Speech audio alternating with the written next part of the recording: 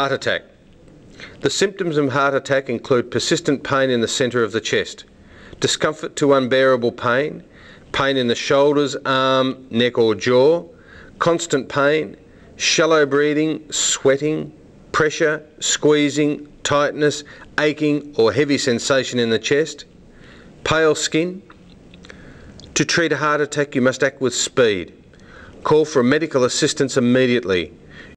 Start rescue breathing and CPR if necessary. And make the person comfortable.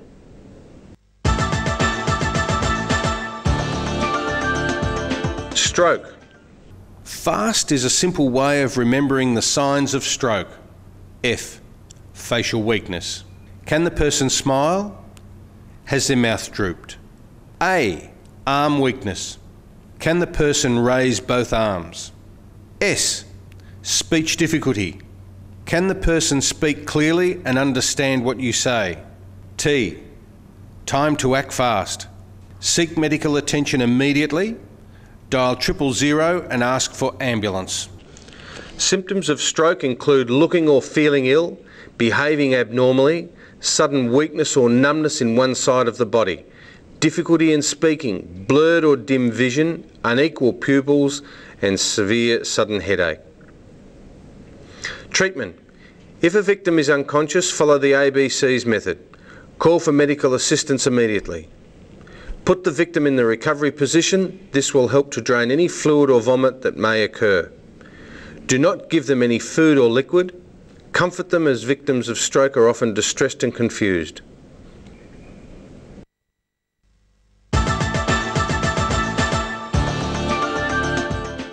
Choking. The simplest way to assess severity of foreign body airway obstruction, or FBAO, is to assess for effective or ineffective cough. Signs of partial obstruction. Breathing is laboured, breathing may be noisy, some escape of air can be felt from the mouth, effective cough. Signs of complete obstruction. There may be efforts at breathing, there is no sound escaping, there is no escape of air from the nose or mouth, ineffective cough. The victim with an effective cough should be given reassurance and encouragement to keep coughing to expel the foreign material. If the obstruction is not relieved, the rescuer should call an ambulance on 000. If the person with a severe airway obstruction is conscious, call an ambulance on 000 and perform up to 5 sharp back blows with the heel of one hand in the middle of the back between the shoulder blades. Check to see if each back blow has relieved the airway obstruction. The aim is to relieve the obstruction with each blow rather than give all 5 blows. An infant may be placed in a head downwards position prior to delivering back blows, that is, across your lap. If back blows are unsuccessful, you should perform 5 chest thrusts. Check to see if each thrust has relieved the airway obstruction. The aim is to relieve the obstruction with each chest thrust rather than give all 5 chest thrusts. To perform chest thrusts, identify the same compression point as for CPR and give 5 chest thrusts. These are similar to chest compressions but sharper and delivered at a slower rate. The infant should be placed in a head downward supine position across your thigh. Children and adults may be treated in the sitting or standing position. If the obstruction is still not relieved, continue alternating 5 back blows with 5 chest thrusts. An unconscious victim should be placed in the recovery position and a finger sweep can be used to help clear the airway. The rescuer should call an ambulance on 000 and commence CPR.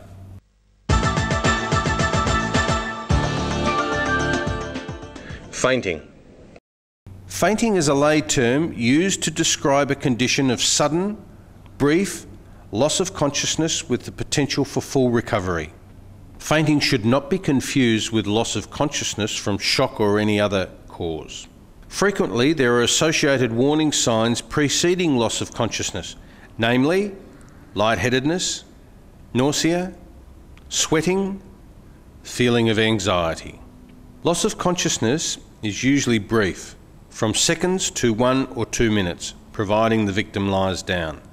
Some conditions which may cause fainting include standing for prolonged periods in hot weather or in a hot shower, the sight of needles, particularly prior to or after an injection, the sight of blood, or pain. Brain damage or death may occur if the victim is left supported in an upright position, such as a chair or jammed upright in a crowd. Be aware of situations which may lead to fainting. Consider lying the person down when taking blood or giving an injection. If the person is in a chair, remove the victim from the chair and assist into a horizontal position. Lie the victim flat, raise the legs if feasible, place all unconscious victims on the side. A pregnant woman should be turned onto the left side. Assess the victim for any injuries resulting from a fall. Never sit the victim on a chair with the head placed between the knees.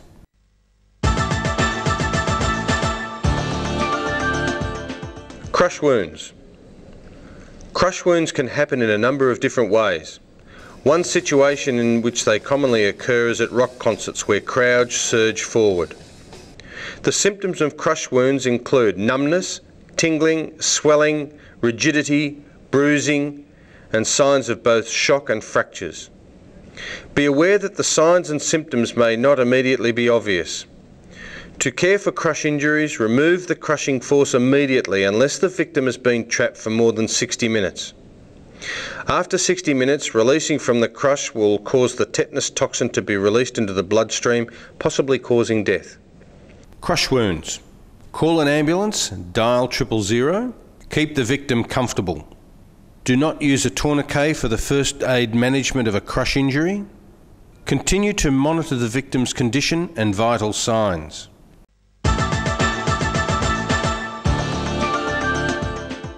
Heat exhaustion. Heat exhaustion is a common condition that especially affects people who spend long periods in strong sunlight at work or at play. Heat first aid. Heat exhaustion, signs and symptoms. Fatigue with headache, nausea, vomiting, malaise and dizziness which may be accompanied by collapse. Body temperature will be less than 40 degrees Celsius. Conscious state will become normal once the victim is lying down. Treatment. Lie the victim down. Loosen and remove excess clothing. Moisten the skin with a moist cloth or atomizer spray. Cool by fanning. Give water to drink if fully conscious. Call for an ambulance, dial 000. Keep in the shade. Heat stroke, signs and symptoms. Temperature above 40 degrees Celsius. Central nervous system, CNS involvement. A hot, dry skin. However, in some victims, profuse sweating is common. Treatment. Call for an ambulance, dial 000. Place the victim in a cool environment. Moisten the skin with a moist cloth or atomizer spray and fan repeatedly. Apply wrapped ice packs to neck, groin and armpits. Muscular cramps occur due to a salt imbalance in the body. To assist muscle cramps, firstly, rest the victim in a cool place, give the victim cool water, loosen tight clothing and cool the body with wet cloths to the skin and fan the victim. Start rescue breathing and CPR if necessary.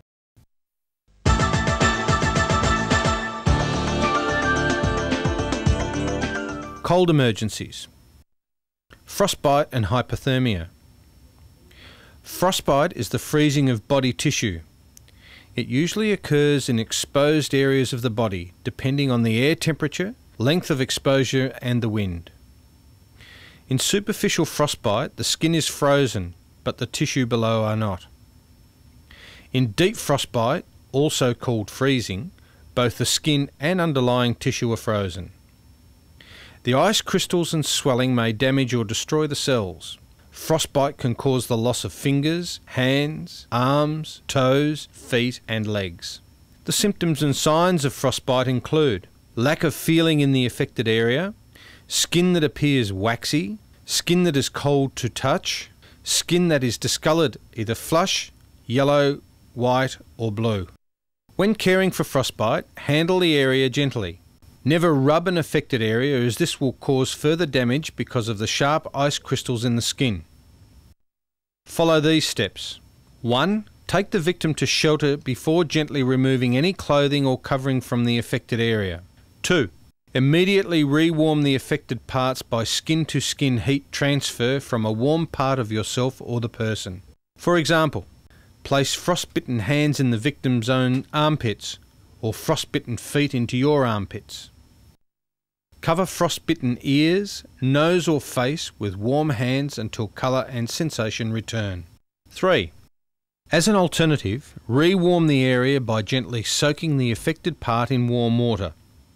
Test the water temperature first because hot water can cause further damage. 4. Lightly cover the area with soft dressings. If fingers or toes are frostbitten, place soft material such as cotton or tissue between them. Avoid breaking blisters. 5. Raise the affected parts to help reduce pain and swelling and immediately seek medical attention. Hypothermia. In hypothermia, the entire body's warming mechanisms fail, causing the body temperature to drop below 35 degrees Celsius. This will not register on a normal thermometer. As the body temperature cools below 28 degrees Celsius, the heart begins to beat erratically and will eventually stop, resulting in death. Signs of hypothermia include shivering, which may be absent in later stages, slow, irregular pulse, numbness, glassy stare, decreasing levels of consciousness and apathy, abnormal coordination and trouble walking. The air temperature does not have to be below freezing for people to develop hypothermia. Elderly people in poorly heated homes or homeless people with poor nutrition who get little exercise can develop hypothermia at higher temperatures. People on drugs or who are sick are also at risk. Anyone remaining in cold water or wet clothing for a prolonged period of time may also easily develop hypothermia. Hypothermia is a medical emergency, so immediately call for an ambulance. Carry out a primary survey and take the following steps. 1. If insulation or shelter is available, remove wet clothing and dry the victim. If shelter is not available, wrap something dry over the victim's wet clothing to prevent exposure to cold wind that would rapidly chill the body. Be extremely gentle in handling the person. 2. If available, apply hot water bottles, heating pads or other heat sources to the armpits and groin.